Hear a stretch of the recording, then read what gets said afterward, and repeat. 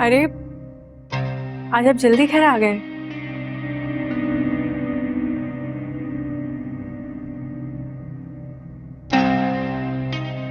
सरफराज से मिलने क्यों गई थी?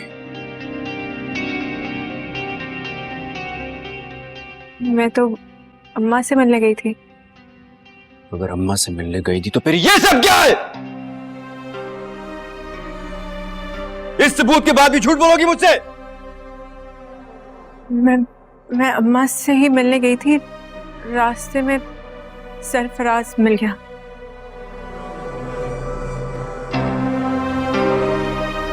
उसे कैसे पता चला कि तुम इस रास्ते से जाओगी? कैसे पता चला?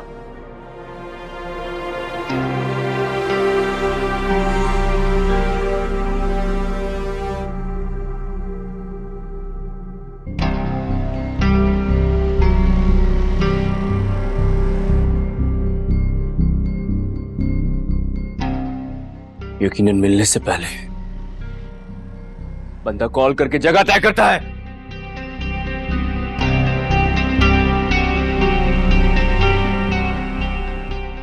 सरफराज की कॉल इस बात का सबूत है। इन सबको क्या समझूं मैं अब?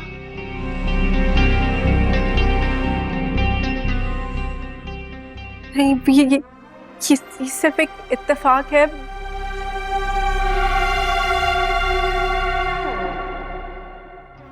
उसने मुझे फोन ऐसे किया था, वो मिलना चाह रहा था तो उसने मुझे फोन किया था। ये किस हैसियत से उसने तुम्हें कॉल की? क्यों मिलना चाह रहा था? क्या बात करनी थी? यही पूछने के लिए तो गाड़ी रुकवा के उससे बात की थी। तुम मुझसे इतना झूठ बोल सकती हो, मैं कभी सोच भी नहीं सकता था। मैं झूठ नहीं कह रही आपसे।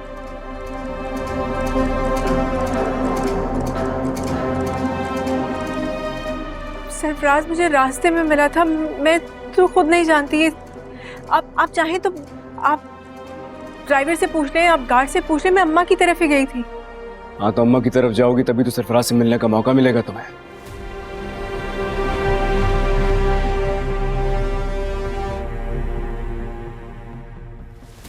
गज़नवी,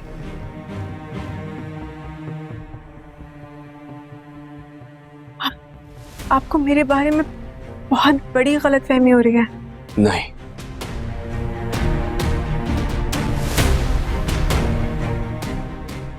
मैं तुम्हारे मुतालिक गलतफहमी का शिकार था।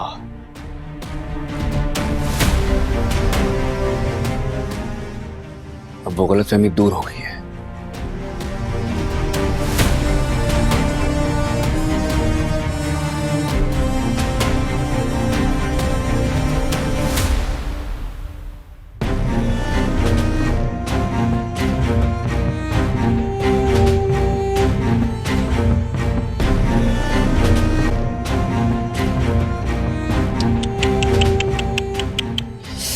मेरा फोन।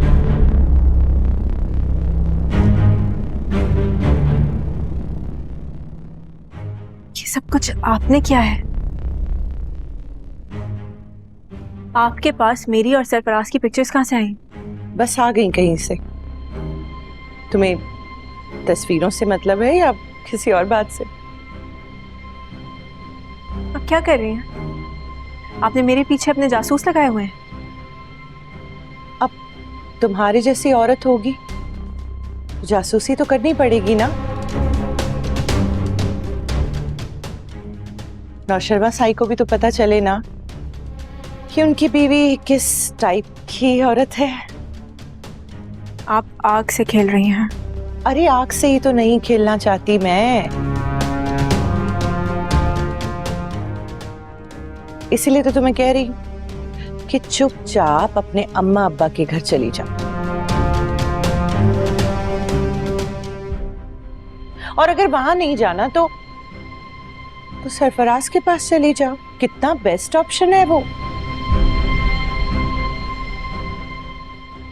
उसने क्या नहीं किया तुम्हारे लिए, कितनी बड़ी बड़ी कुर्बानियां दी हैं, अपनी बीवी तक को छोड़ दिया। अब भी तड़पा रही हो उस बेचारे को तुम। जाओ ना अपने आशिक के पास। बस अपनी हद में रहे आप। मैं हद में रहूं? मुझसे कह रही हो कि मैं हद में रहूं? और तुम्हारी जैसी औरतों को ना मैं अच्छी तरह सीधा करना जानती हूं। आइंदा मुझसे इस तरह बात की ना तो सारी हदें याद दिला दूंगी तुम्हारी।